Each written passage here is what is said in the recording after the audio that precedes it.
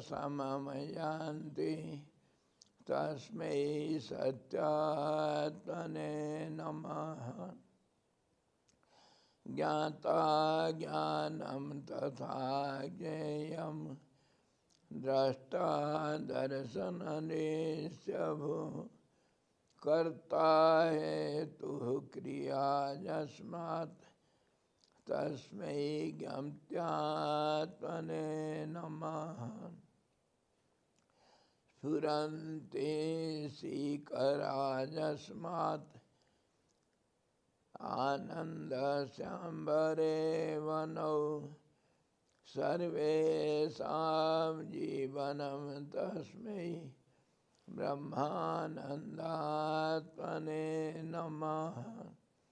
ब्रह्मानन्दात्मने नमः। वेदोदधिं समुन्मथ्य ज्ञानरत्नं समुद्रितं येन तस्मै वसिष्ठाय गुरुणाम गुरवे नमः। वशिष्ठ जी भगवान की जय। सद्गुरु भगवान की जय। सच्चिदानंद भगवान की जय। शब्द ब्रह्म की जय। सरस्वती महारानी की जय। योग वशिष्ठ जी भगवान की जय। हरि ओम। कितना दिन हो गया भाई? हाँ है 1 वीक। लास्ट 4 तारीख को हुआ था, 4 को हुआ था। आज हम 12 पे हैं। आज 11। 8 दिन। हाँ आज 11, सॉरी 7, 1 हफ्ता हुआ हे भगवान, फिर अभी भी पूरा ठीक नहीं हो रहा।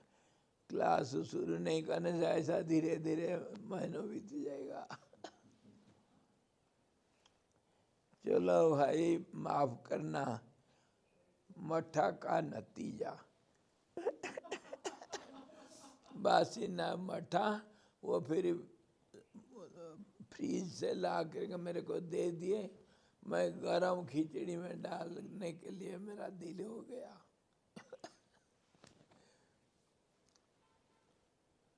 एक गुरुजी कोई टीचर कोई थे, वो बूढ़े थे, तो जिस दिन जो खाएंगे और उसका कुछ गड़बड़ी फल मिलता है। कुछ भी खाओ बूढ़ों को तो ऐसे ही कुछ ना कुछ होता है। तो वो कुछ को कुछ खाएगा और कुछ उसको सिर दर्द वगैरह, कभी पेट दर्द, कभी कुछ होगा। वो जा करके बच्चों को बोलता था रोजाना रोजाना, बच्चों आज भट्टा नहीं खाना, भट्टा खाने से सिर दर्द होता। प्रैक्टिकल एक्सपीरियंस हो मुझे। नहीं प्रैक्टिकल वो जोड़ करके ना, उसको सिर दर्द तो सही है, लेकिन भट्टा खाने से सिर दर्द कैसे हो जाएगा भाई? अच्छा बच्चों, आज नारियल नहीं खाना, नारियल का चटनी नहीं खाना, नहीं तो पेचिश लग जाएगा।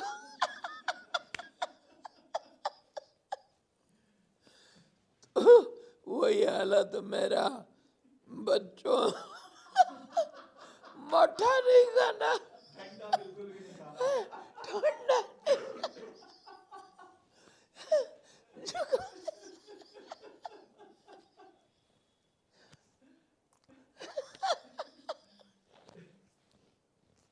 हे भगवान। हाँ भैया, मट्ठा पीना मना है।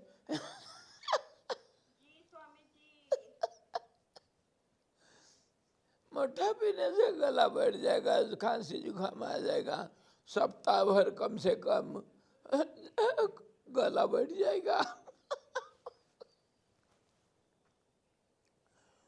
चलो ये भाई शरीरम व्याधि मंदिरम, क्या कहें।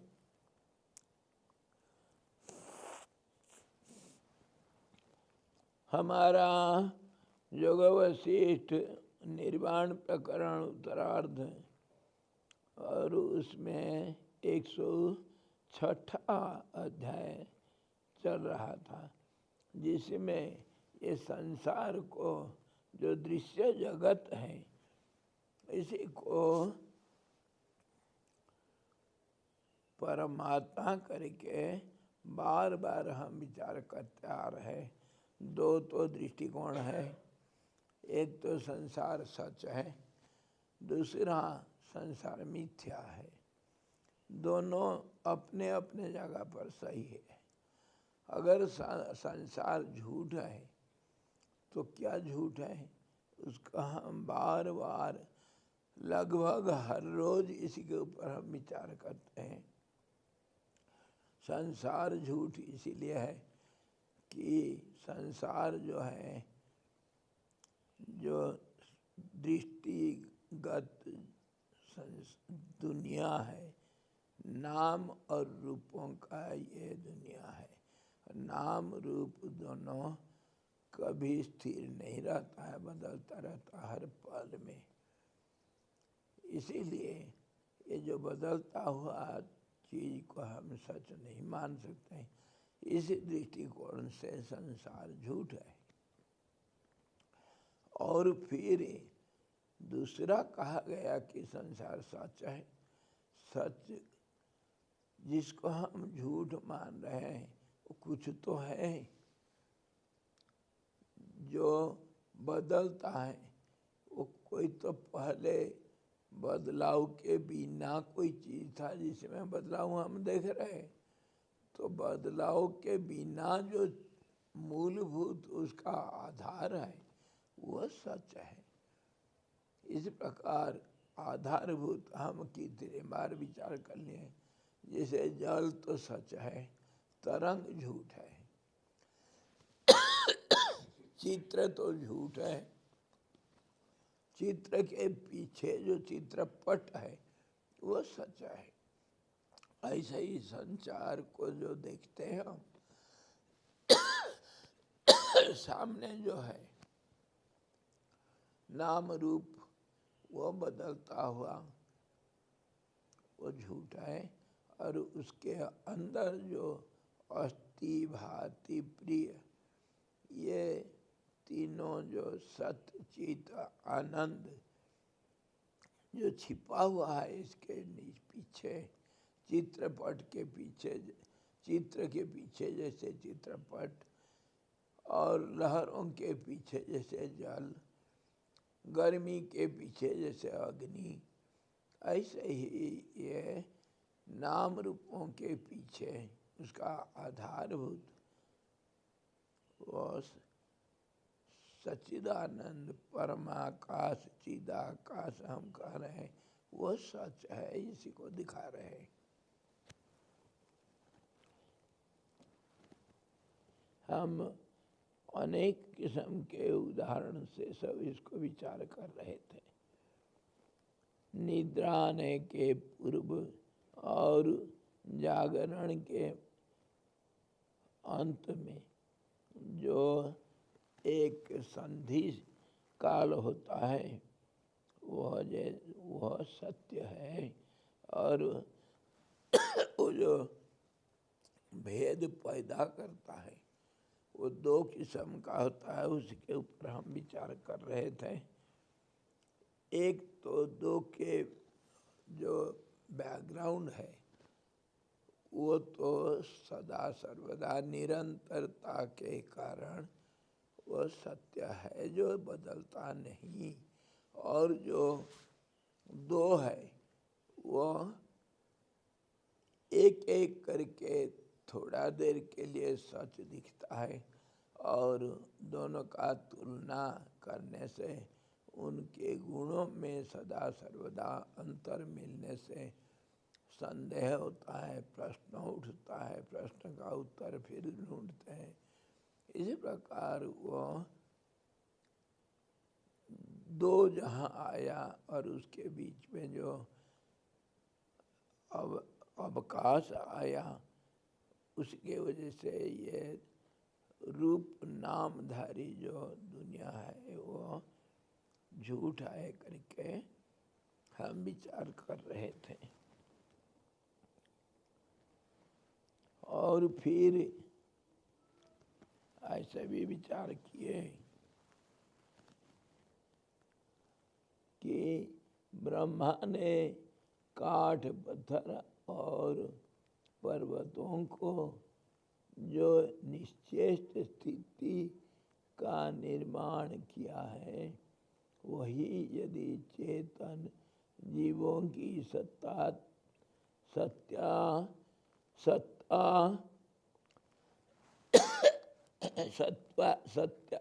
सत्तात्मा रूप हो तो वह चिदाकाश कहा जाता है। चिदाकाश का परिभाषा हम विचार करे थे। चिदाकाश किसको कहते हैं? जैसे दो के बीच का पिछले जो उसके पीछे जो आधारभूत जो है, जो बदलाव के बिना है, उसको चिदाकाश कहते हैं। जो निरंतर है, जिसमें कोई अवकाश नहीं है, अंतराल नहीं है। ऐसे ही इसको हम देख रहे हैं कि जो पत्थर हुआ, पेड़ हुआ अथवा कोई पहाड़ हुआ, इसमें जो स्थिरता है, लकड़ी हुआ, इसमें जो स्थिरता है, इसमें बदलाव नहीं दिखता है। इसलिए हम इसको स्थावर कहते हैं। निर्जीव में गिनती करते हैं, लेकिन ये निर्जीव के अंदर भी एक तो स्थिरता रहता है, सबको मालूम है। वो स्थिरता अगर सजीव में देखा जाता है, वही स्थिरता को चिदाकाश कहते हैं। निर्जीव में भी परमात्मा व्याप्त है, क्योंकि वो स्थिरता के दृष्टि से ऐसा माना गया। जो कुछ भी पदार्थ हम देखते हैं, बाहर नाम रूप हमारे दृष्टि के सामने, वो सारे चीजें स्थिरता के रूप से चिदाकाश है। स्थिरता को ही चिदाकाश कहते हैं। जहाँ देखा गया, जिस रूप से स्थिरता दिखा गया, वो चिदाकाश का नाम है। उसी को चिदाकाश कहते हैं।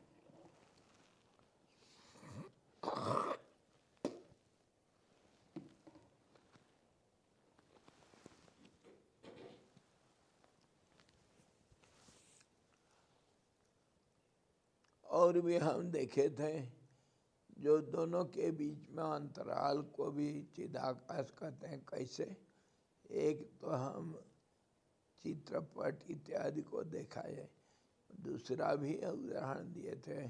जो पर्वत के ऊपर चंद्रमा उदय हुआ, चंद्रमा और पर्वत का चोटी, दोनों के बीच में जो देश है, जो अंतराल, वो है करके सब जानते हैं। और वो जो है पना है, वो जो स्थिरता, जिसके बारे में कोई नाम रूप के रूप में कोई जानकारी हमको नहीं है, परंतु अनुभव से सबको मालूम है इसके बीच में एक देश है। उसी देश को चिदाकाश कहते हैं।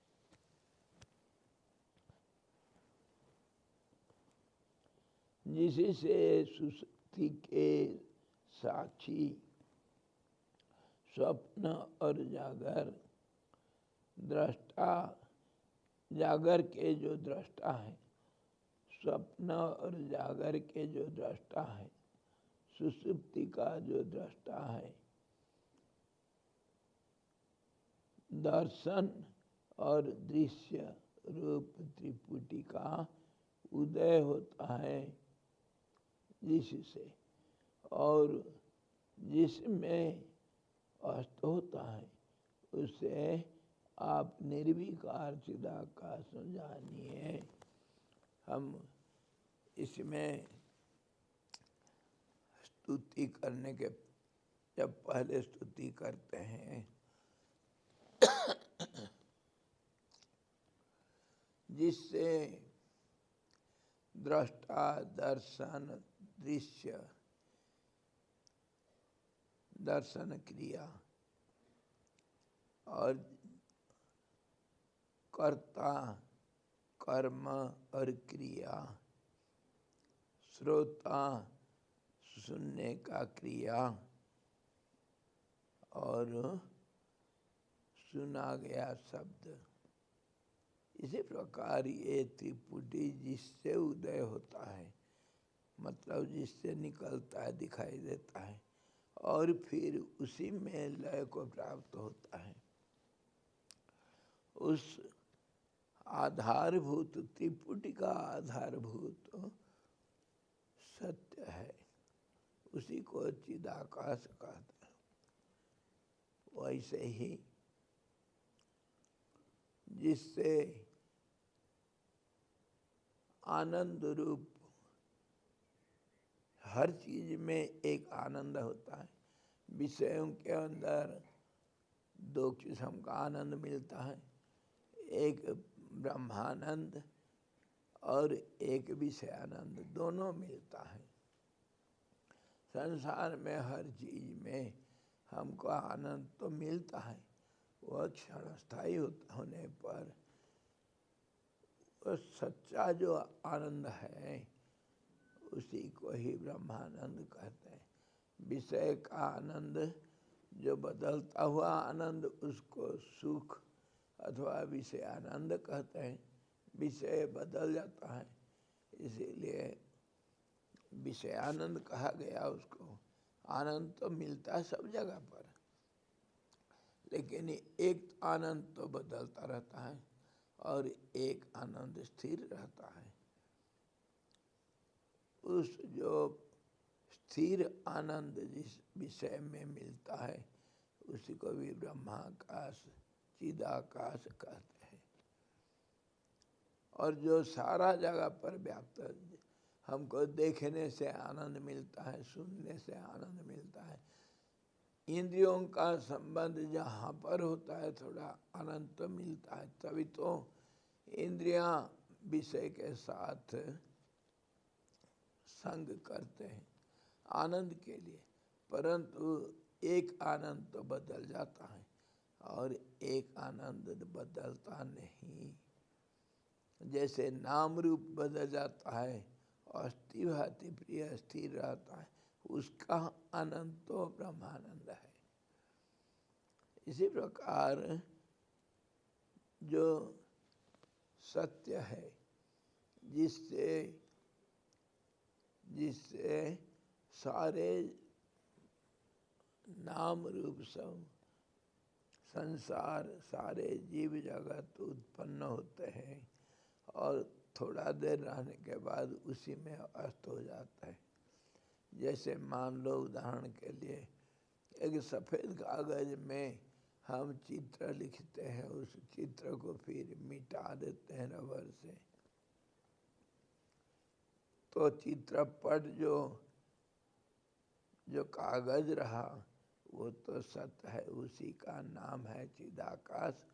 और ये जो चित्र हम बनाए और मिटा दिए वही है संसार।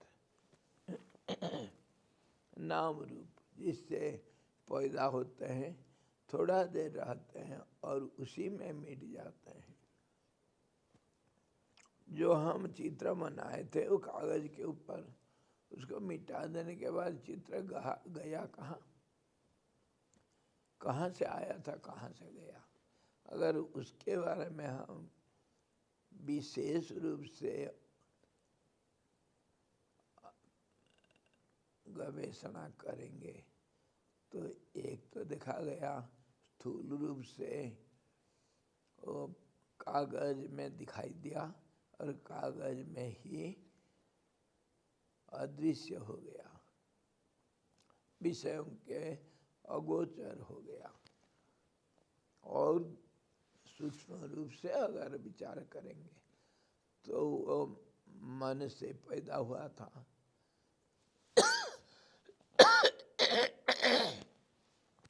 एक भावना के रूप में, और वो भावना फिर अस्त हो गया। भावना भूला गया, मतलब याद आया मन में, एक वृत्ति बनी और वो वृत्ति का अंत हो गया। तो अगर उसको मन मानेंगे तो जहाँ से जो मन इसको उत्पन्न किया था और अस्त कर दिया, वो मन को चिदाकाश मान सकते हैं। और बुद्धि मानेंगे, वो बुद्धि के जो आधारभूत है, जहाँ पर ये चिंतन हुआ, एक भावना का उदय हुआ, उस बुद्धि को, मतलब सूक्ष्म बुद्धि को हम चिदाकाश कह सकते हैं। बुद्धि को तो नहीं, बुद्धि का आधार को। ऐसे ही चित्त को, चित्त में जो अस्थिरता दिखाई देता है, जिससे ये सब भावनाएं पैदा होते हैं, तो वो भावनाएं सब हमारे नाम रूपात्मक जगत के साथ संबंध रख करके वृत्ति कहा गए हैं, भावना स्रोत कहा गए हैं। वो तो संसार हुआ, और वही जब स्थिर हो जाता है, उसी चित्त का नाम चिदाकाश कहा गया, जो स्थिर रूप है। और उसी के ऊपर हम झगड़ा करते रहते हैं, अलग अलग दृष्टिकोण से आपस में। कोई कहता है वो शून्य है, कोई कहता है वो पूर्ण है, कोई कहता है वो अदृश्य है, कोई कहता है दृश्य है, कोई अव्यक्त, कोई व्यक्त है।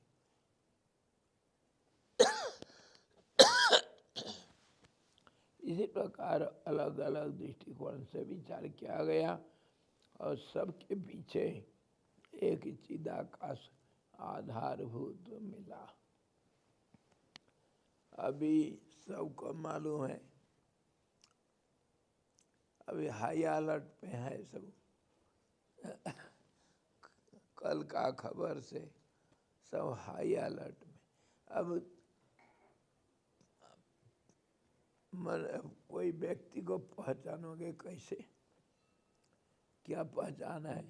आधार कार्ड, पहचान पत्र चाहिए, आधार कार्ड चाहिए, स्थायी निवास प्रमाण पत्र चाहिए, अथवा पासपोर्ट इत्यादि। पहले पासपोर्ट इत्यादि जो कुछ बनता है वो आधार कार्ड, मूल निवास प्रमाण पत्र से। तुम पैदा कहाँ हुए, वहीं का निवासी हो या झूठ मूठ कुछ बोल रहे हो? गया।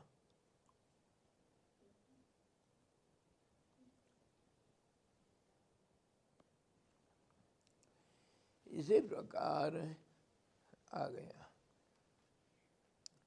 इसी प्रकार जो मूलभूत आधार सबका है, पहचाना जाता है जहाँ से, जिससे हम पहचानते हैं ये निश्चित रूप से ये व्यक्ति अथवा वस्तु ये ऐसे ही है। सर्टिफिकेट भाई, सर्टिफिकेट और NOC, नो ऑब्जेक्शन सर्टिफिकेट इत्यादि सब जगह पर जरूरत पड़ता है, हमारे व्यवहार में भी। तो ये सब को हम परमात्मा के स्वरूप मानते हैं।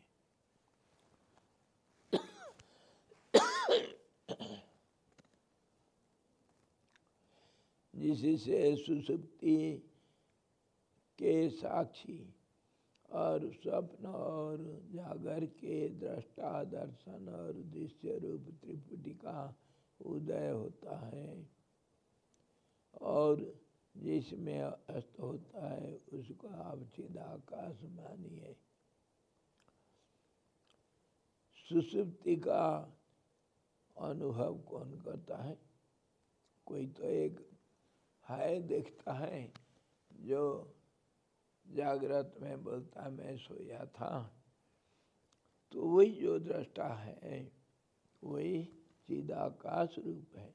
और स्वप्न और जागर में जो जागृत में हर चीज को जो देखता है, मतलब अनुभव करता है इंद्रियों के माध्यम से कि यह है, और स्वप्न को जो देखा, स्वप्न में देखा कि यह है, तो स्वप्न का दृष्टा भी वो दृष्टा रूप जो है, जो अनुभव करता है ये है, वही चिदाकाश रूप है।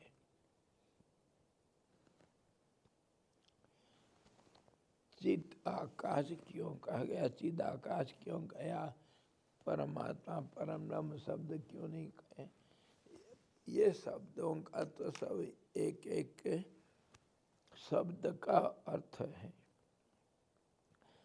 ब्रह्म कहने से व्यापक, मुख्यतः व्यापक माना जाता है।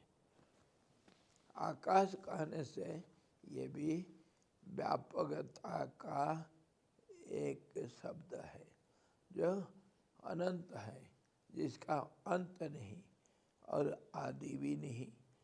ऐसा ये आकाश है जिसका कोई रूप नहीं, कोई नाम नहीं, फिर भी वह है करके सबको मालूम है।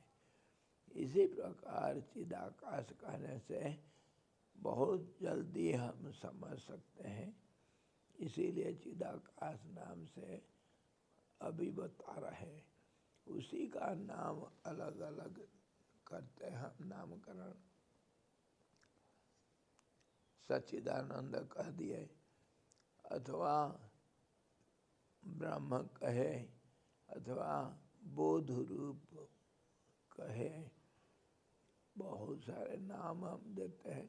वह नाम से सिर्फ एक इशारा करता है वो वस्तु को।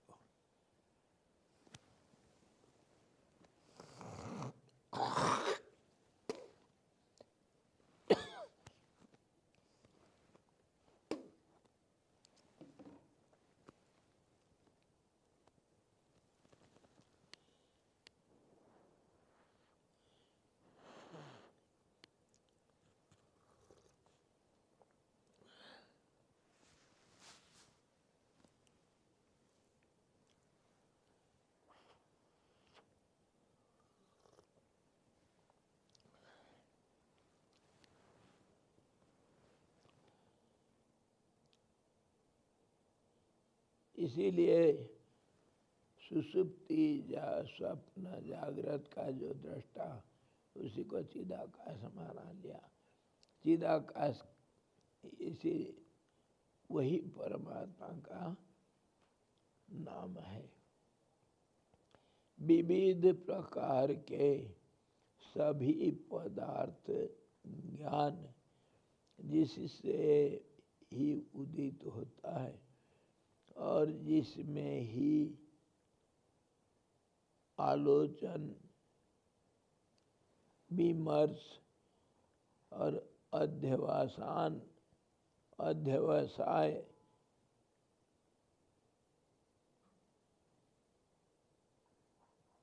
हान और उपादान रूप से उत्तरोत्तर परिणत होते हैं, वह चिदाकाश कहा गया। चिदाकाश का हम अनेक प्रकार के सब संज्ञा और उसका विवरण किस आधार पर उसको चिदाकाश कहते हैं, वही विचार कर रहे हैं।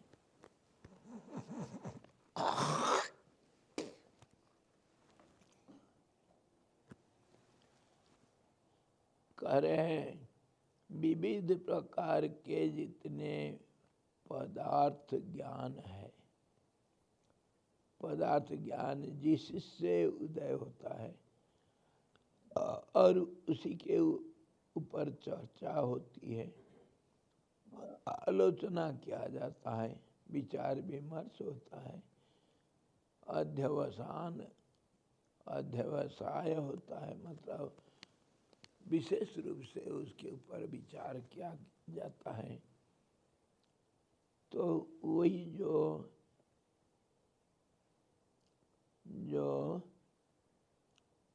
स्रोत है, जो उद्गम स्थल है, उसी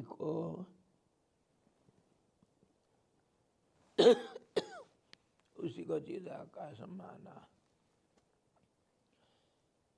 शब्द रूप जिससे आया, मान लो मैं कह दिया पत्थर, तो ये पत्थर का नाम क्यों पड़ा, कैसे पड़ा और किसका यह नाम पत्थर हुआ। जैसे मान लो एक बच्चा पैदा हुआ, उसका कितने नाम पड़ गया, हर एक नाम को हम विवेचन करेंगे, विचार करेंगे, तो वही व्यक्ति जिसका नाम ये हुआ उसी को हम देखते हैं सदा सर्वदा। मूल तो एक व्यक्ति है, उसी का नाम अनेक प्रकार का हो जाता है। वो पहले तो बच्चा था और लड़का था या नहीं तो लड़की था, फिर लड़की थी और फिर उसका नामकरण हुआ। वो नाम भी कोई शुद्ध नाम होता है, कोई बुलाने का घरेलू निकनेम जिसको कहते हैं वो और होता है। व्यवहार से, उसका गुण से हम उसको भी नामकरण कर देते हैं। ज़्यादा बोलता है बच्चनू बोल देते हैं उसको, बहुत ज़्यादा बोलता है। गोलमोल दिखता है उसको गोलू बोल देते हैं। टाइं टाइं करता है तो उसको टुन्ना बोल देते हैं, टुन्नू बोल देते हैं।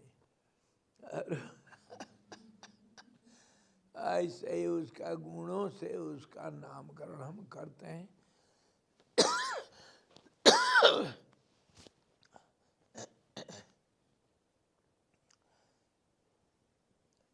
जो हर चीज को देखता रहता है, ज़्यादा बोलता है नहीं, देखता रहता है ज़्यादा देर तक, उसको हम साक्षी नाम रख देते हैं। ऐसे ही गुणों से हम निकनेम रखते हैं। ये नाम जो है एक ही व्यक्ति का नाम है, उसको कितने अलग अलग नामकरण करते हैं। कोई उसी को बोलता है मेरा बाबा, कोई बोलता है मेरा ये भाई है, कोई बोलता है ये मेरा लड़का है, कोई बोलता है ये मेरे शिक्षक है, कोई बोलता है ये मेरे दोस्त है, कोई बोलता है ये मेरा दुश्मन है। उसके गुण और व्यवहार से नामकरण हम करते हैं। चतुर्विधम मया सृष्टम गुण कर्म विभाग। सब कर्म क्या करता है और गुण उसका क्या है, इसी प्रकार हम नामकरण करते हैं। और ये जितने नामकरण होता है जिस वस्तु का, वो वस्तु का नाम ही, वस्तु को ही हम सत्य मानते हैं और उसको चिदाकाश मानो, जो कभी नहीं बदलता है। अगर तुम कहोगे बच्चा तब चिदाकाश रूप है, नहीं, बच्चा जो कहता है वो बच्चा बदल जाता है। वो जो हड्डी मांस वो भी बदल जाता है, इसीलिए शरीर उसका बदलता हुआ उसको हम चिदाकाश नहीं कह सकते। वो शरीर जिसको ढक रखा है अंदर, जो हृदय उसके अंदर है, वो कभी नहीं बदलता है, उसका अनुभव कभी नहीं बदलता है, उसी को हम चिदाकाश कहते हैं। इसी प्रकार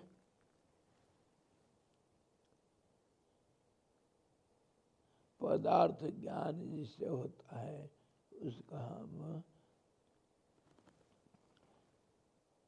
चिदाकाश कहते हैं, जिसमें सब कुछ लीन होता है और जिससे सब उदित होता है, जो सर्व स्वरूप है, जिसने सबको सर्वतः व्याप्त कर रखा है और जो सदा सर्वमय है, वह चिदाकाश कहलाता है। और फिर देखो, हम इसको और अच्छी तरह विचार करेंगे। मान लो एक वस्तु को आप देखें, किसी रूप से देखें और किसी नाम से देखें,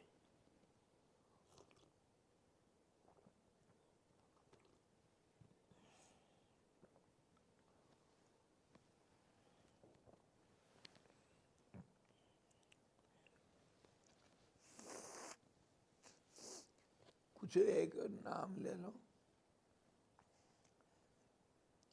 जितने वस्तु हम देखते हैं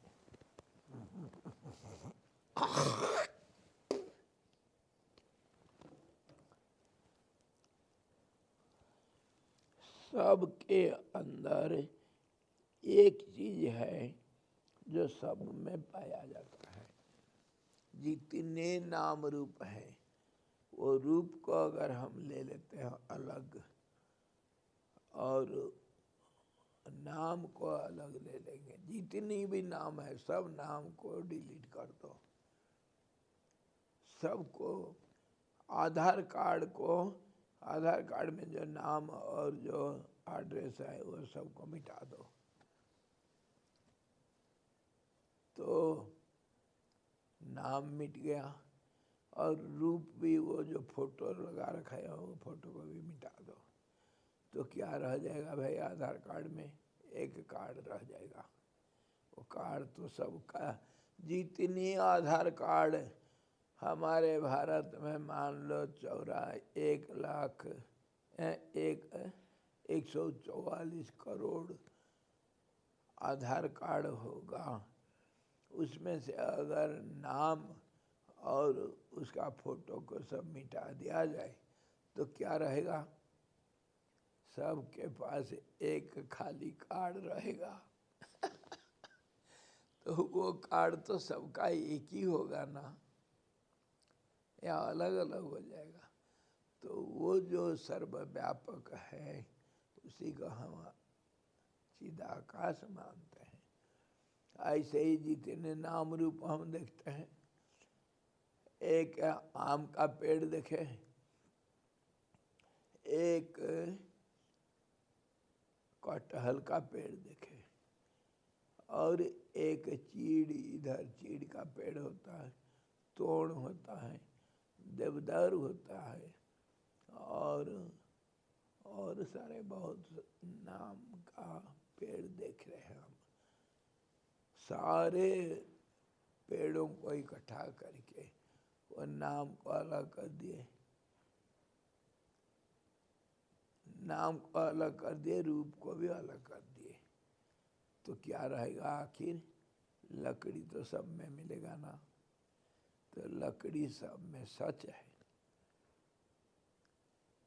जितने रूप है पत्थर से खोदा गया, मंदिर में हम जाते हैं, जो पत्थर का बना हुआ मंदिर, उसमें हर पत्थर में, वो अयोध्या में राम मंदिर बना, हर पत्थर में कितना सुंदर सुंदर मूर्तियों का अंकन किया गया है।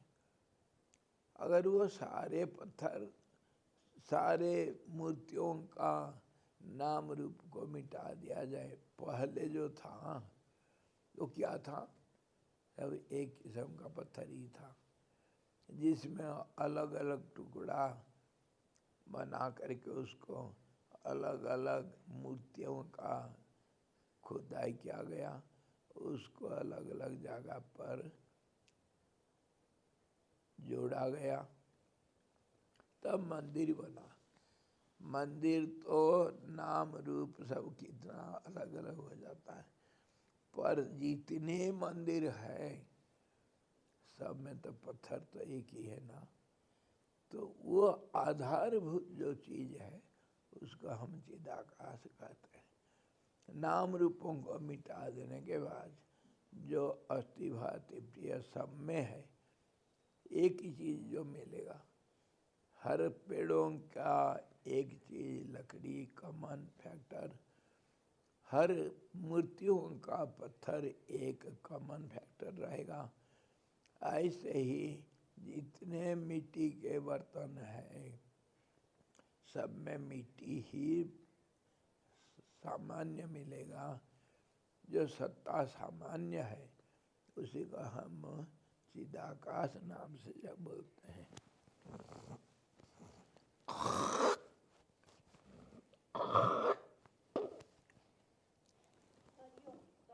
जी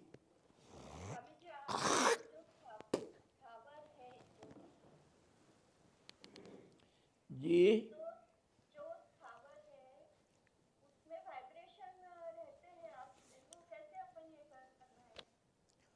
जो वाइब्रेशन है उसको हम जीवन सजीव मानते हैं।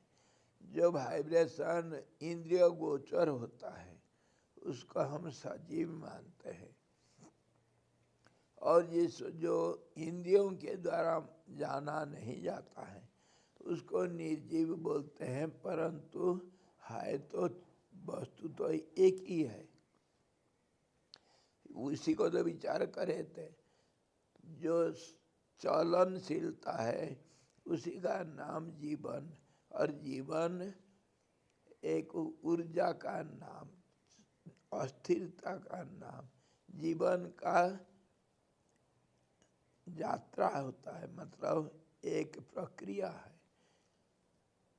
और जो जीवन धारण कर किया है वो है सत्य, उसमें स्थिरता है। उसी को तो अभी विचार करें। चाहे मान लो एक बच्चा है, बच्चा तो कह रहा है मैं हूँ। वही बच्चा जब जवान हुआ वो कह रहा है मैं हूँ। वही बच्चा जब प्रौढ़ हुआ वो कह रहा मैं हूँ। बूढ़ा हुआ मैं हूँ। मर रहा है मैं मर रहा हूँ।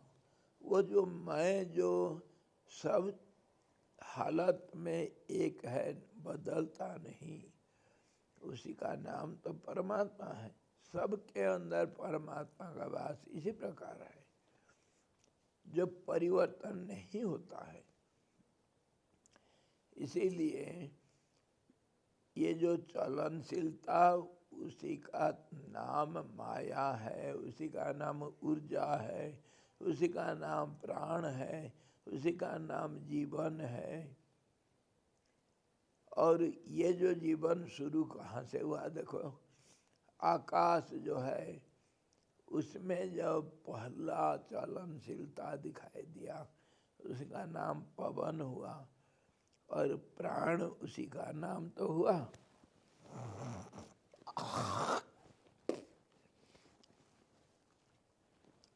प्राण जीवन का पहला शुरुआत जहाँ से चलनशीलता शुरू हुआ, और उसी में उसी के कारण अग्नि उत्ताप का पैदा हुआ। इसलिए अग्नि को भी दूसरा विकास माना गया प्राण का। और वही जल के रूप में उसका विकास ज़्यादा स्पष्ट रूप से दिखाई दिया, इसीलिए जल को जीवन का आधार मानते हैं। चलनशीलता और जो स्थिर रूप आकाश, उसी को जो जानता है मैं हूँ आकाश, उसी का नाम चिदाकाश।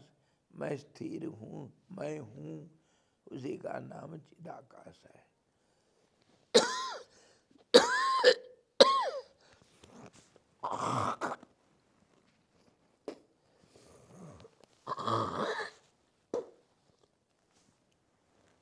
क्या समझे? अरे यार,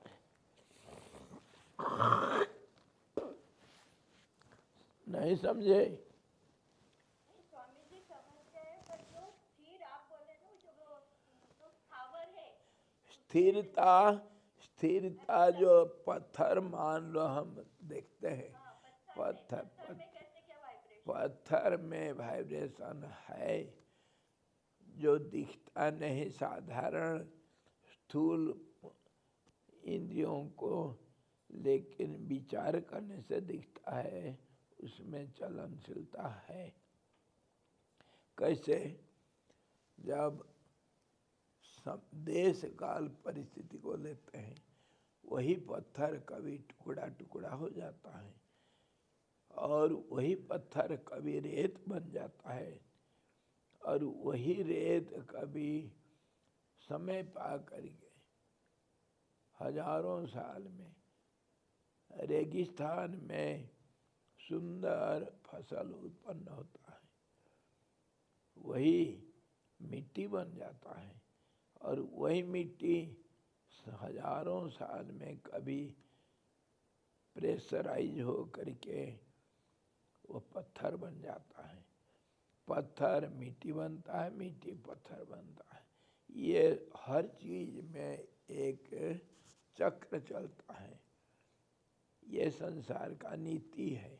हर चीज में बदलाव बारंबारता के माध्यम से होता है, बारंबार बदलता रहेगा। इसी को हम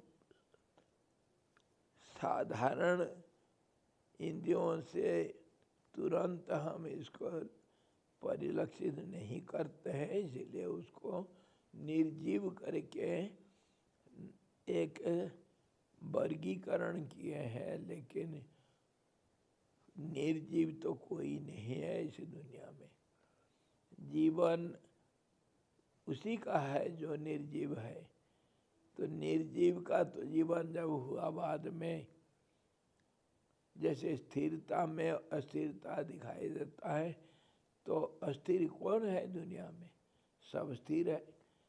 एक दृष्टिकोण से सब स्थिर है, एक दृष्टिकोण से अस्थिरता में ही स्थिरता दिखता है, इसीलिए स्थिरता को ही हम अस्थिरता मानते हैं। जो पत्थर है, उसी पत्थर में चलनशीलता हमको दिखता नहीं, परंतु देश काल परिस्थिति को विचार करने से उसमें परिवर्तन दिखाई देता है। इसीलिए निर्जीव करके ऑलराउंड विजन से तो नहीं कोई, परंतु साधारण व्यवहारिक दृष्टिकोण से एक हम निर्जीव मान लिए, एक को सजीव मान लिए। पेड़ को भी निर्जीव मान लेते हैं, परंतु वो आधा उसमें बढ़ोतरी दिखाई देता है, इसीलिए फिर सजीव में ले लेते हैं। जैसे चमगादड़, चमगादड़ को वो बच्चा पैदा करता है, इसीलिए कभी तो उसको पशुओं में गिनती कर लेते हैं, और वो उड़ता है, पेड़ों में रहता है, इसीलिए उसको हम पक्षी के अंदर ले लेते हैं, दोनों तरफ हो जाता है। वैसे ही सब चीज विचार करने से और कुछ हो जाता है, विचार नहीं करते स्थूल रूप से और कुछ दिखता है। इसीलिए तो इतना विचार कर रहे हैं हम, हर चीज को बारीकी से देखने के लिए। उसी पत्थर को हम नाम दिए भगवान का, परमात्मा का नाम स्थावर रखे हैं, तो क्या परमात्मा निर्जीव है जिससे सारा जीवन का उत्पत्ति होता है? जल को हम क्या मानते हो? जिससे सारे जीवन का उत्पत्ति हुआ, तो वो निर्जीव कैसे हो जाएगा भाई? है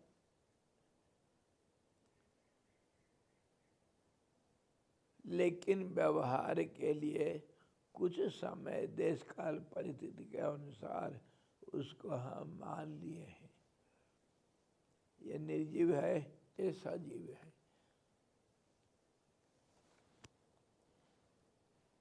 इसीलिए तो नाम रूप को अलग कर देते हैं, एक वर्ग में दूसरे वर्ग में रखते हैं। अस्थि भांति प्रिय,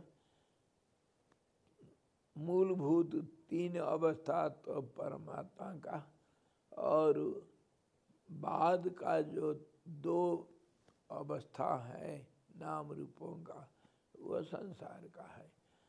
और ये पांचों गुणों को लेकर के ही हर वस्तु हम देखते हैं। इसलिए तीन को लेने से सर्वव्यापक परमात्मा दिखता है, दो को लेने से संसार दिखता है।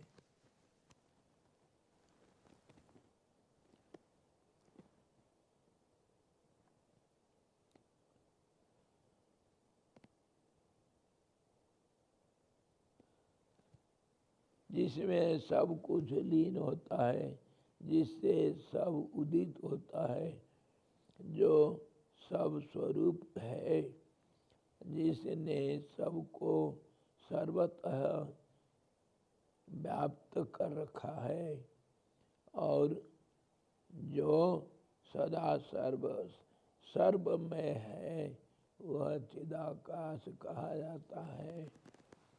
इसी रूप से अभी जो विचार किए वो चिदाकाश है। स्वर्ग में, भूमि में, बाहर तथा अपने अंदर और दूसरे के अंदर जो समान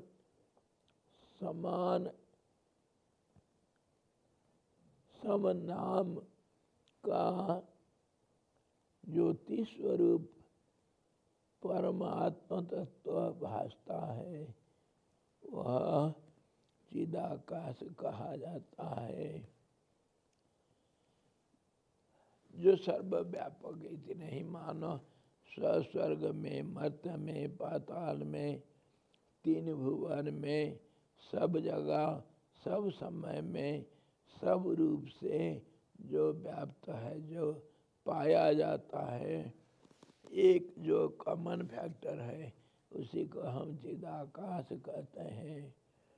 जैसे नित्य असीम विराट में मजबूत धागे में माला की तरह मूर्त और अमूर्त यह सारा जगत स्थित है, और जिससे उदित हुआ है वह चिदाकाश है। सूत्रे मणिगणा युवा, जैसे सारे फूलों में एक धागा बांध कर रखा हुआ दिखाई देता है, वो धागा ही माला है। उस धागा के बिना माला नहीं रह सकता है। इसी प्रकार धागा को हम सच मानते हैं, फूलों को अलग अलग मानते हैं। तो उसी प्रकार जो सब में सर्वगत है, उसी का नाम चिदाकाश सत्य रूप है। वो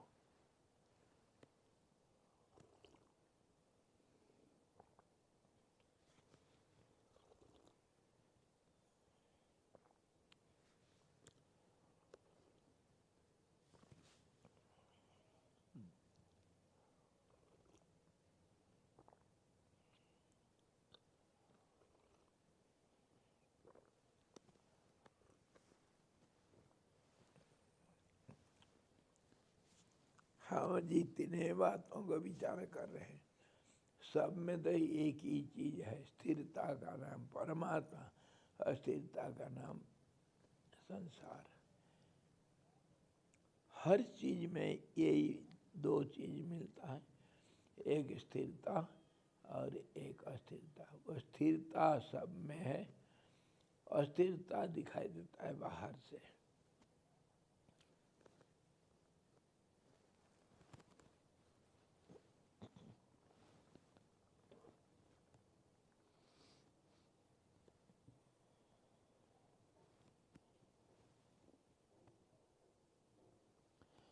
जिससे सृष्टि और प्रलय रूप सब विकार उत्पन्न होते हैं और जिसमें लीन हो जाते हैं, और जो सबका उपादान कारण है वह चिदाकाश है। इससे यतो वा इमानि भूतानि जायन्ते, इस श्रुति से उक्त तटस्थ लक्षण का दिखलाया है, जिससे ये सारे भूत उत्पन्न हुए हैं। पांच भूत और पंचीकरणी हुआ जितने सब है भूत। भूत तो पांच भूतों को पहले लिया और जितने जीव जंतु सब कुछ को भी भूत कहा। और भूत भावन, ये भूतों को जो चिंतन किया उसका नाम, परमात्मा का नाम भूत भावन। भूतों को जो चिंतन किया उसी का नाम, जिससे सृष्टि और प्रलय रूप सब विकार उत्पन्न होते हैं। विकार मतलब जो परिवर्तन, तो उसको हम चिदाकाश कहते हैं।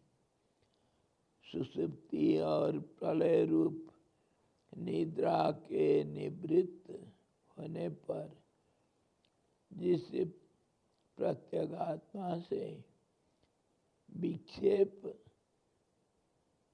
शक्तिवश जागृत, स्वप्न और आकाशादि स्वरूप विश्व का आविर्भाव होता है, और विक्षेप शक्ति के शांत होने पर पूर्वोक्त विश्व विलीन हो जाता है, वह चिदाकाश कहलाता है। भाषा के अंतर पर वही चीज को बार बार भाषा में तो बदलाव है, क्योंकि भाषा ही हम प्रयोग करते हैं, इसीलिए अलग अलग रूप से उसी को बोलते हैं। जिससे सृष्टि, स्थिति और लय तीनों देखा गया। सुषुप्ति प्रलय काल को कहा गया। मतलब जब परमात्मा का चिंतन नहीं होता है तब वो सुषुप्ति, कालरात्रि अथवा संधि इत्यादि रूप से वर्णना किया गया है। वही चिदाकाश है।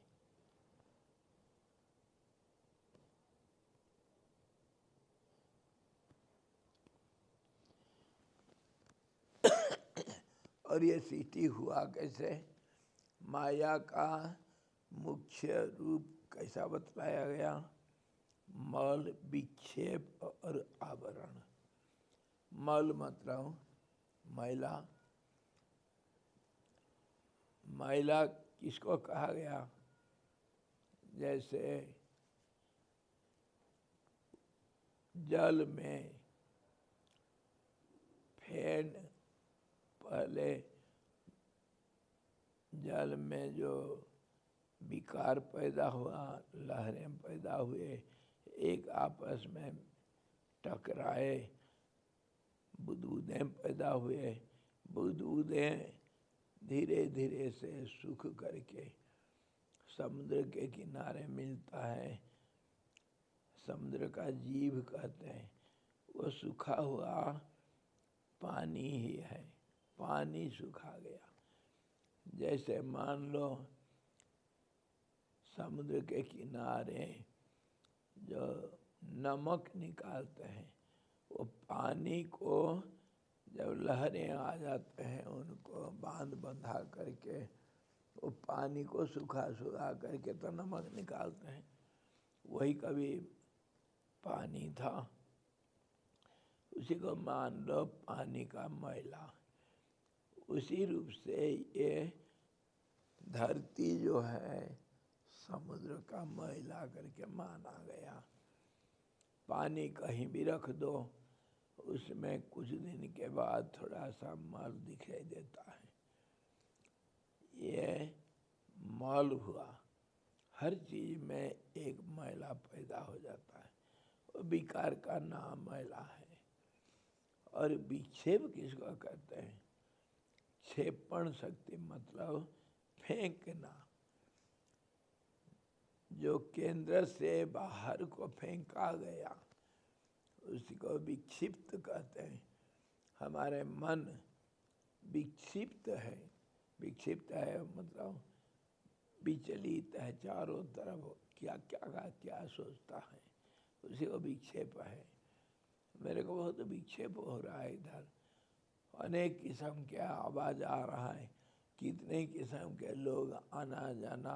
एक शहर के बीच कोलाहल के स्थान पर मैं अगर बैठा तो विक्षेप होता है। विक्षेप मतलब मन चारों तरफ घूमता रहता है। इसी का नाम जो क्षेपण शक्ति मतलब फेंका गया है, केंद्र से बाहर चला जाता है, उसका कहते हैं विक्षेप। ये माया का स्वरूप है, माया का रूप यही है। केंद्र में कभी नहीं रहेगा, केंद्र से बाहर चारों तरफ घूमते रहेगा और उसी से मैला पैदा हो जाता है। और इसी से जो केंद्रभूत जो सत्य रूप है, स्थिर रूप है, वो ढक जाता है। इसीलिए जो सत्य है वो इंद्रियों के बस में नहीं रहता है, अदृश्य हो जाता है। इसीलिए उसको माया कहा गया। मल विक्षेप और आवरण शक्ति जिसमें है, उसी का नाम अस्थिरता, उसी का नाम चंचलता, विक्षेप। तो परमात्मा जो केंद्रीभूत सत्य है, वो जब शब्द रूप हुआ, आकाश रूप हुआ, तब वो केंद्रीभूत जो स्थिरता वो अस्थिरता में बदल गया। तो सारे नाम रूपों का तैयारी हुआ, संसार नाम लिया। तो उसी को कहते हैं मल विक्षेप आवरण, माया का कारण हुआ। और जो स्थिरता रूप मूलभूत केंद्रीभूत जो सत्य है, उसी का नाम चिदाकाश, जो विक्षेप रहित है।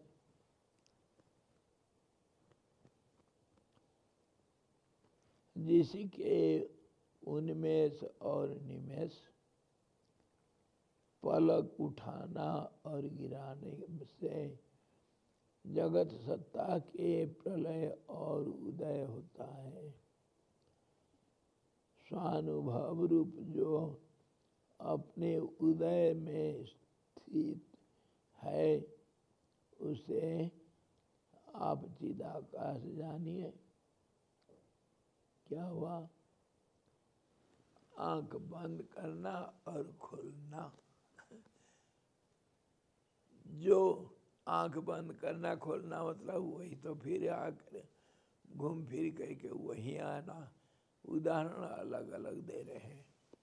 आंख बंद करना मतलब स्थिरता, आंख खोलना मतलब अस्थिरता, जिसमें अनेकता को हम देखते हैं। आंख बंद कर देने से कुछ नहीं दिखता है, तो स्थिरता हुआ, एकता हुआ। तो उसी प्रकार जो आंख बंद करता है और खोलता है वो कौन है? दृष्टा, जो देखना चाहता है और देखना बंद भी करता है।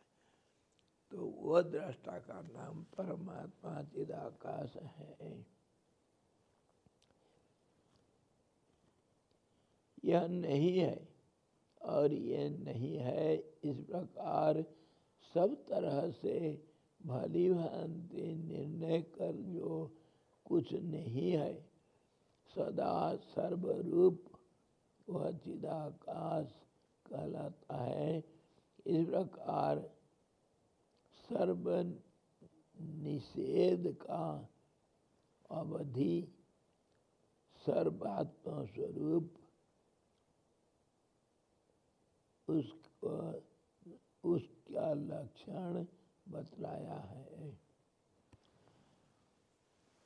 इसी को दूसरे भाषा में भी नैतिक नैतिक वेद पुकारा। नहीं है नहीं है इसको कह करके आखिर जो रह जाता है, जिसको नहीं नकारा नहीं जा सकता है, उसको चिदाकाश माना गया। वो विचार के लिए दिया है कि नहीं करने वाला, हम तो एक तो नहीं करने वाला होता है और दृष्टा, और एक विषय को वो नहीं करता है, जो है उसी को नहीं करता है। जैसे हम उदाहरण दिए थे, क्लास में एक लड़का अनुपस्थित है। अनुपस्थित मतलब मृतक नहीं है, उसका सर्वनाश नहीं हुआ है वो, लेकिन देश काल परिस्थिति के अनुसार एक देश में एक समय में एक परिस्थिति में वह स्थित नहीं है, उसको हम कहते हैं अनुपस्थित। वह है जिसको हम नहीं कह रहे हैं। जो नहीं है उसको नहीं करना का जरूरत नहीं होता है, जो है उसी को नहीं करते हैं। इसीलिए जो झूठ है, झूठ के नीचे सच है। झूठ से ही सत्य का हम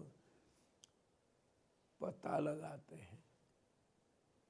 झूठ से सत्य का पता लगाना ही अन्वेषण विचार ये कहा गया है। जो नहीं है नहीं नहीं बार बार अगर करते हैं, नहीं करते हैं, हम सिर्फ उसका गुणों को और उसका रूप को, उसका नाम को, उसका गुण को, उसका क्रिया को हम नहीं कर सकते हैं, लेकिन वस्तु को कभी नहीं कर नहीं सकते। और गणित के हिसाब से दो नहीं होगा तो एक हाँ हो जाता है, दो नेगेटिव पॉजिटिव हो जाते हैं। मतलब नहीं को जब नहीं करते हो, गणित के हिसाब से भी प्रमाणित होता है। नहीं को जब नहीं कर दिया तो हाँ हो जाता है। मतलब जो दृश्य जो है, नाम रूप क्रिया और उसका गुण, इसको हम नहीं कर सकते हैं, लेकिन वस्तु जो है उसको कोई नहीं कर सकता है।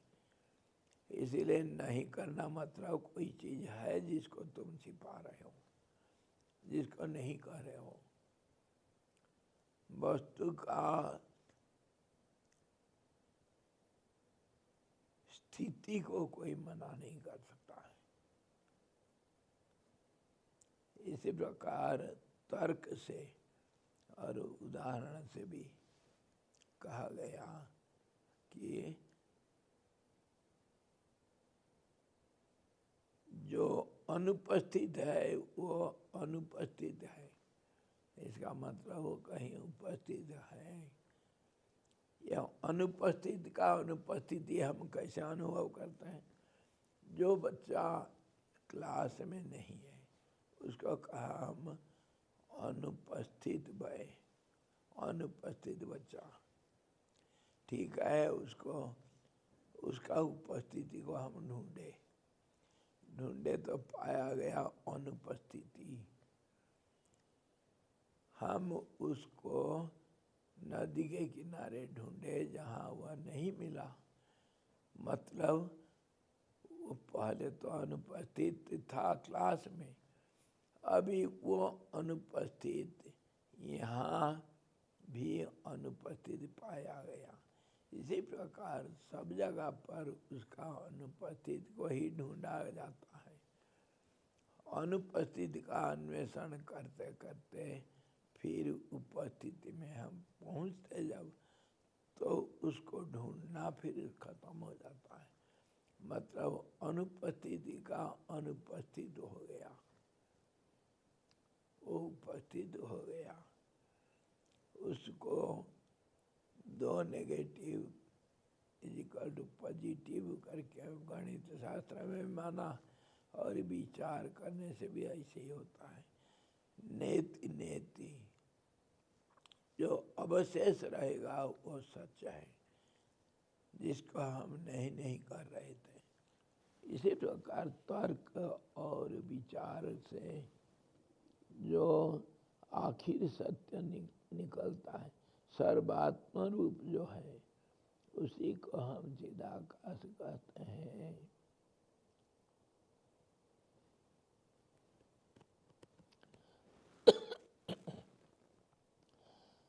आधे पलक में झटपट दूर से एक देश से दूसरे देश की प्राप्ति में जो मध्य में जो संबित का रूप है, वह चिदात्म स्वरूप कहा गया है। औधोन्मेष इसीलिए कहा कि विलंब होने पर वृत्ति का विच्छेद होने या अन्य विषय का संभव संपर्क होने से शुद्ध चिदाकाश नहीं पहचाना जाता है। उपक्रम में उक्त का पुनः कथन उपसंहार जतलाने के लिए कहते हैं। पहले हम इसी से शुरू किए थे कि संबित किसको कहते हैं, जो दो देश का बीच में जो अनजान देश को हम एक पल में देखते हैं, आधा पल में देखते हैं। आधा पल क्यों कहा गया कि उसको अगर देर करेंगे, समय का अगर देर होगा तो फिर वो विषयाकार हो जाएगा। इसीलिए पल का आधा पल किया गया। पल खोलने के आधा में हम जो देख लेते हैं, और ये आधा पल कैसे, जो ध्यान में आधा खुला हुआ आँख को देखा गया कभी, जिससे पूरा साफ नहीं दिखता है बाहर, पर आँख खुला रहता है। आँख खुला रहता मतलब होश में है। आँख बंद है तो निद्रा भी हो सकता है और चेतन भी हो सकता है, लेकिन आधा आँख खुला हुआ तो वो ध्यान अवस्था में निश्चित रूप से है। पूरा खुला हुआ तो जागृत है। इसीलिए कहा गया आधा खुला हुआ जो नेत्र है, आधा पलक, वह आधा पलक पल में जो देश का हम संज्ञान लेते हैं जिसमें विषय नहीं है, न पर्वत है न आकाश है, परंतु उसका बीच का देश है। उसको संबित कहते हैं, सम्यक ज्ञान कहते हैं, और उसी का नाम चिदाकाश। उसको दोबारा कहा गया इसीलिए कि उसी से उपसंहार करना चाहते हैं ये।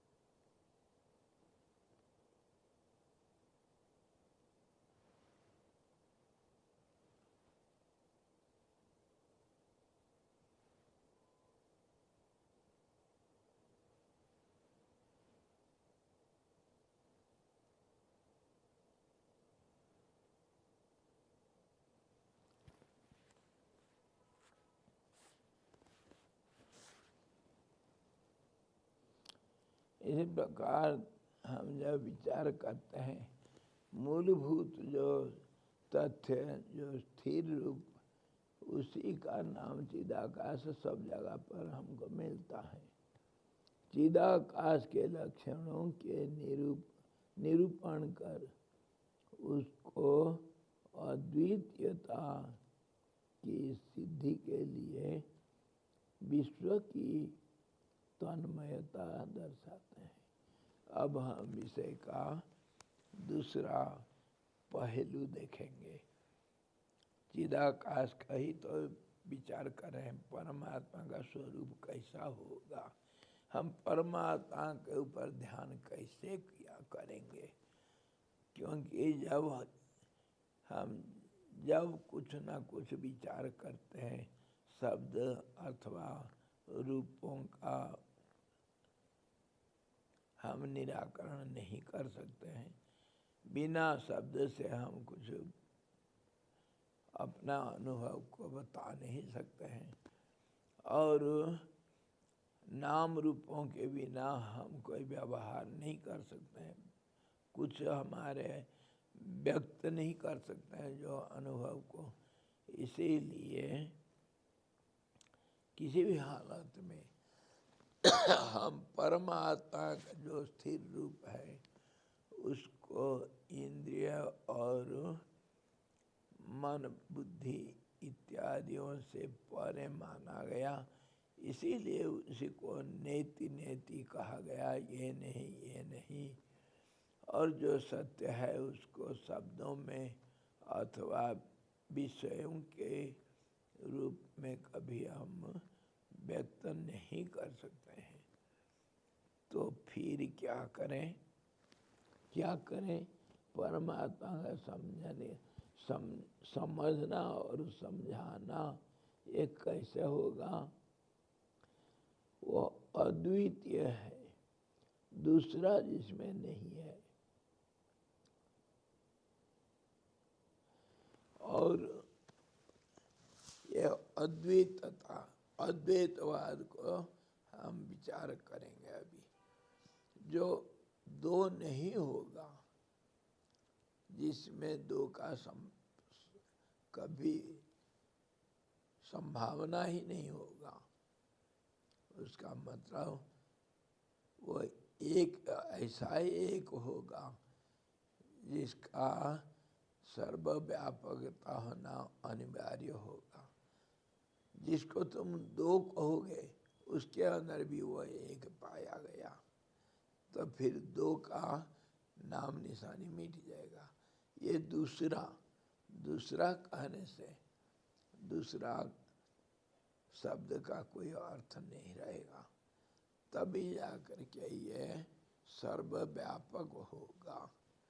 मान लो एक पेड़ है, दूसरा पेड़ हम गिनती किए, तो उसके अंदर कोई तो भेद है,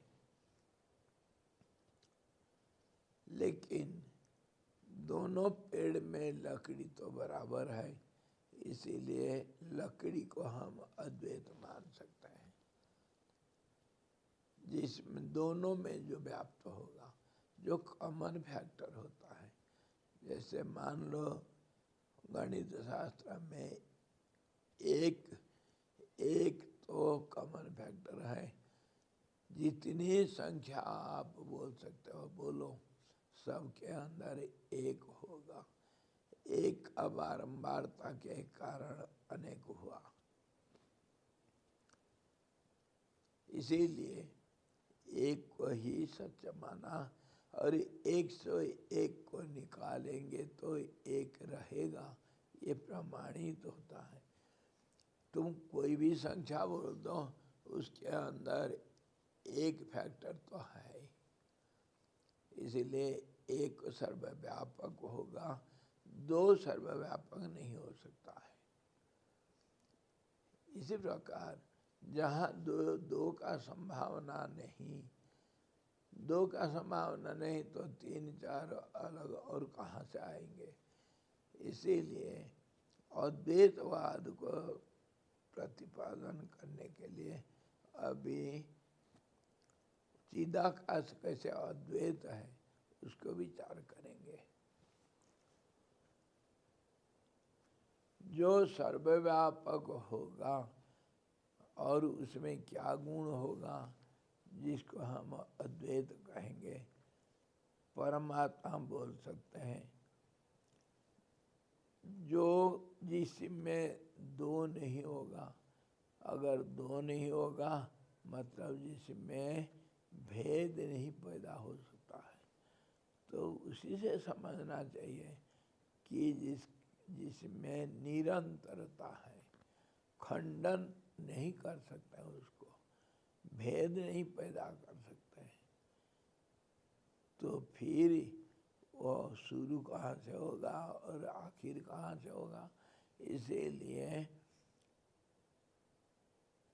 आदि नहीं जिसका और अंत जिसका नहीं है, दोनों आदि अंत से शून्य होगा तब सर्वव्यापक होगा, और सर्वव्यापक हो जाएगा तब तो फिर सब जगह पर होने से सब चीज को जानकारी रखेगा, सब चीज का ज्ञान रखेगा। इसीलिए सर्वव्यापक में सर्वज्ञता अनिवार्य होगा ही, और सर्वज्ञ होने से सब कुछ करने में समर्थ हो जाएगा। जानना करना बिना जाने कोई कुछ कर नहीं सकता है। ज्ञान शक्ति, क्रिया शक्ति और इच्छा शक्ति।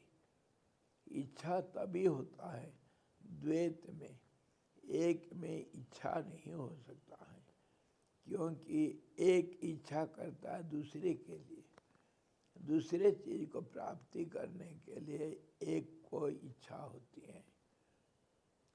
पहला दूसरे को प्राप्त करता है। अगर सब जगह पर एक होगा तो कोई किसी को प्राप्त करेगा, किसी को कोई प्राप्त नहीं करेगा, किसी में कमी नहीं दिखाई देगा। इसीलिए इच्छाओं की अभाव होगा। तो इच्छाओं के अभाव होने से तो क्या होगा फिर? इच्छा शक्ति, क्रिया शक्ति ये सब नहीं रहेगा।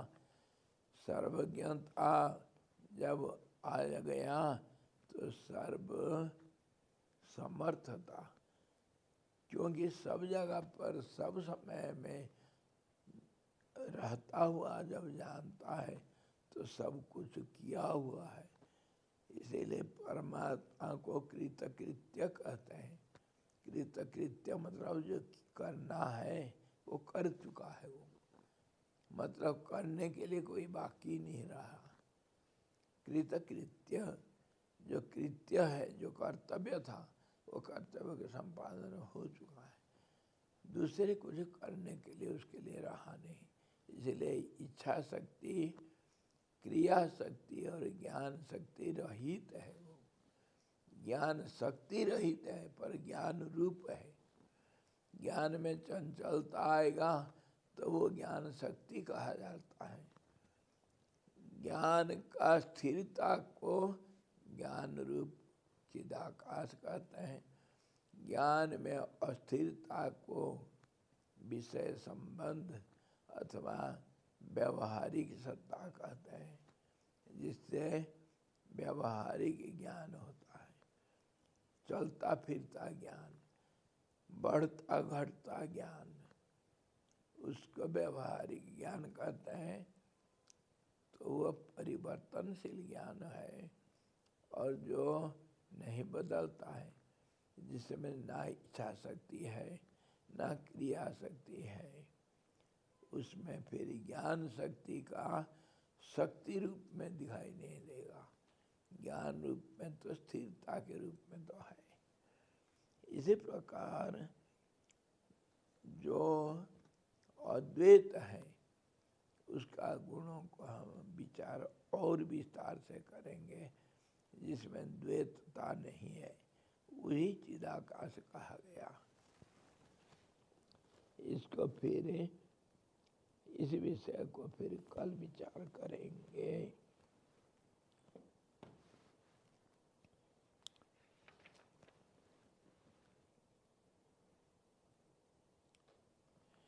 अद्वैतवाद हम क्यों विचार कर रहे हैं? अद्वैतवाद विचार करने से हमको परमात्मा का ज्ञान होगा। ज्ञान होगा मतलब उसका अनुभव हो सकता है, अथवा उनका अनुभव के लिए, परमात्मा का अनुभव के लिए यही विचार इसी प्रकार नहीं करेंगे तो वाणी से, साधारण वाणी से उसके बारे में कुछ व्यक्त करना, मन से उसको समझना, ये इतना आसान नहीं है। इसलिए इसी प्रकार का विचार करना अति आवश्यक है। चलो फिर कल देखते हैं। हरि ओम। पूर्णमदः पूर्णमिदं पूर्णात् पूर्णमुदच्यते पूर्णस्य पूर्णमादाय पूर्णमेवावशिष्यते। ओम शांति शांति शांति। सद्गुरु भगवान की जय। सच्चिदानंद भगवान की जय। शब्द ब्रह्म की जय। सरस्वती महारानी की जय। जोग वशिष्ठ जी भगवान की जय। हरि ओम।